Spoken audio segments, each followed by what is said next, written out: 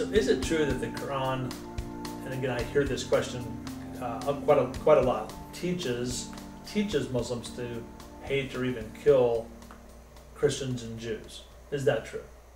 That is not true. Okay, there you go. Next question. Sure. Well, let me tell you what the Quran says. Why do we think that? People seem to think that. Let me tell you what the Quran says. There are some verses in the Quran that tell Muslims to fight against the infidels. Mm-hmm.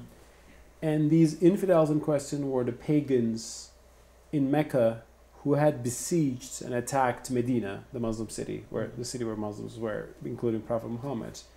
So when you look at the whole context, it tells that to Muslims to resist and fight back an enemy which had attacked them in the first place. Mm-hmm. And that enemy was not Jews or Christians, that enemy was the infidels. Because the Quran does not call Jews and Christians infidels, the Quran calls them the people of the book, which means they have received a revelation from God.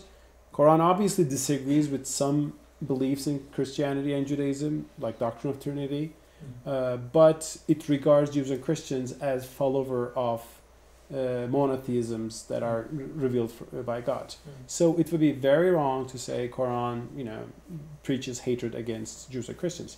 Actually, one verse in the Quran says, literally, nearest among men in love to believers, it says love to Muslims, affection to Muslims, you will find Christians because they're men of wisdom among them and they're not arrogant. That's a part of the Quran as well. What some people do in our part of the world, the people we call extremists or hate mongers, is that they cherry pick parts of the Quran in order to feel some hatred against the West. They do this because they hate the West for political reasons in the first place. And they need some justification and find something in the Quran to say something unnice about the other people.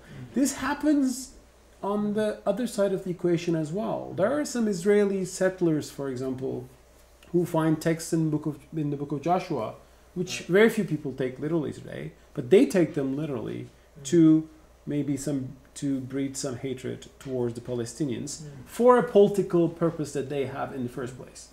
But I think if you just look at Quran from an unbiased point of view, you would basically see Islam disagrees and criticizes Christianity and Judaism here and there, but regards them as valid monotheistic faiths who believe in the same God of Abraham.